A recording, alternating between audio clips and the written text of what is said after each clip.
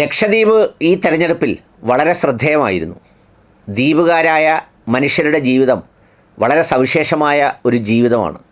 അവിടെ സ്വാഭാവിക പ്രകൃതിയോടിണങ്ങി പരിമിതമായ വിഭവങ്ങളിൽ എല്ലാ സന്തോഷത്തോടെയും കഴിഞ്ഞിരുന്നവരാണവർ. എന്നാൽ കഴിഞ്ഞ 5 കൊല്ലം എല്ലാ അഭ്യാസങ്ങളും അവരുടെ മേലായിരുന്നു. പ്രത്യേകമായി ലഫ്റ്റനൻറ്റ് ഗവർണറെ ഒക്കെ നിയമിച്ച് അവിടത്തേക്കുള്ള എല്ലാ സാഹചര്യങ്ങളും ബുദ്ധിമുട്ടിലാക്കി നിയമങ്ങൾ കൊണ്ട് വീർപ്പ് മുട്ടിച്ച് ആ പാവങ്ങളെ വല്ലാതെ കഷ്ടപ്പെടുത്തിയിരുന്നു. ലക്ഷദ്വീപിനെക്കുറിച്ച് ഓർക്കുമ്പോൾ എപ്പോഴും ഓർമ്മ വരുന്നത് PM സെയ്ദ് സാറാണ്. PM സെയ്ദ് സാറ് അകാലത്തിൽ യാത്രയായ ഒരു വലിയ മനുഷ്യനായിരുന്നു.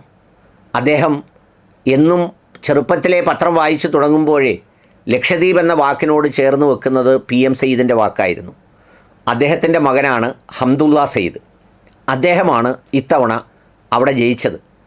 അവിടെ മാറിയും തിരിഞ്ഞും ഈ കോൺഗ്രസും അതുപോലെ തന്നെ പ്രതിപക്ഷ പാർട്ടി എന്നുള്ള നിലയിലുമായിരുന്നു മാറിയും തിരിഞ്ഞുമൊക്കെ വിജയിച്ചു പോരുന്നത്. ഇത്തവണ ഹംദുള്ള സെയ്ദ് വിജയിച്ചു. ഹംദുള്ള സെയ്ദ് മണ്ഡലം നോക്കി, ആളുകളെ നോക്കി, ഉപ്പാൻ്റെ തഴമ്പിൻ്റെ മഹത്വം പറഞ്ഞല്ലാതെ നോക്കിയാൽ നിലനിർത്താൻ കഴിയുന്ന ഒരു മണ്ഡലമാണെന്നാണ് കേൾക്കുന്നത്.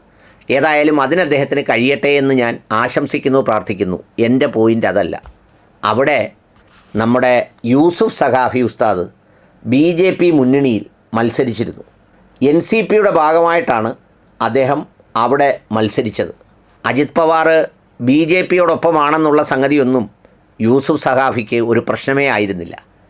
അദ്ദേഹത്തെ സംബന്ധിച്ചിടത്തോളം ഈ പറയുന്ന അധികാരം, ബാക്കി അതിൻ്റെ അൻസാരികൾ, അത്തരം കാര്യങ്ങളൊക്കെ ഒത്തുകിട്ടുന്ന ഏതവസരമാണ് അവർ വിടുന്നത്. അവരെക്കാൾ നല്ല കച്ചവടക്കാർ ആരാണുള്ളത്? ഏതായാലും അദ്ദേഹം മത്സരിച്ചു.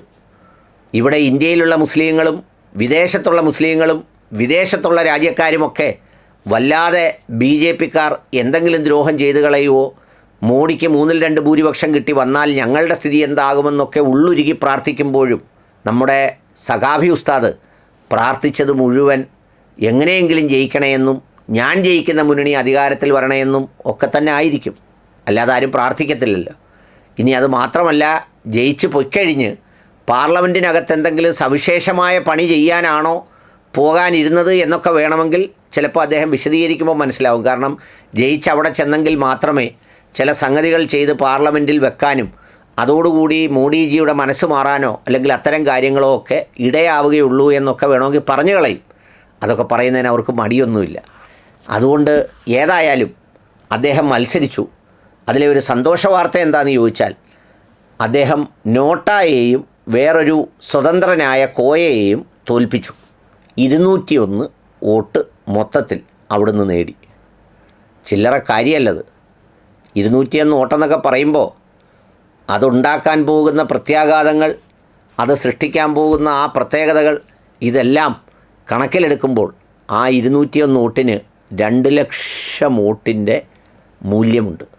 ഏതായാലും 201 വോട്ടാണ് അവിടെ എൻ്റെ ഉസ്താദ് നേടിയത്. അത് കണ്ടപ്പം എനിക്ക് സങ്കടം വന്നു.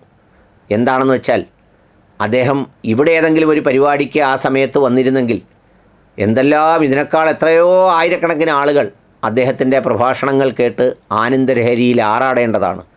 പിന്നെ ഇതിൻ്റെ ഭാഗമായി പ്രത്യേകിച്ച് മഹാരാഷ്ട്രയിൽ ഭരണത്തിലുള്ളതുകൊണ്ട് എന്തെങ്കിലും ഇതിൻ്റെ ചെലവ് കാശ് വന്നോ എന്നെനിക്കറിയത്തില്ല.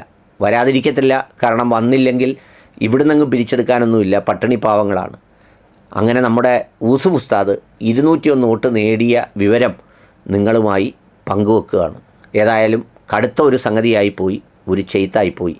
നോട്ടയെയും കോയയെയും പുള്ളിക്ക് തോൽപ്പിക്കാൻ കഴിഞ്ഞത് വലിയ ഒരു ചുവടുവെപ്പാണ്. ഇനിയും ഒരുപാട് ചുവടുകൾ പുള്ളി മുന്നോട്ട് സഞ്ചരിക്കട്ടെ എന്ന് ആത്മാർത്ഥമായി അദ്ദേഹത്തിന് വേണ്ടി പ്രാർത്ഥിക്കാൻ പറ്റില്ലല്ലോ, പ്രാർത്ഥന അവർക്കല്ലേ പറ്റുള്ളൂ. അപ്പോൾ എന്തായാലും അദ്ദേഹത്തിന് വേണ്ടി ആശംസിക്കുന്നു. അങ്ങനെ ഇരിക്കട്ടെ.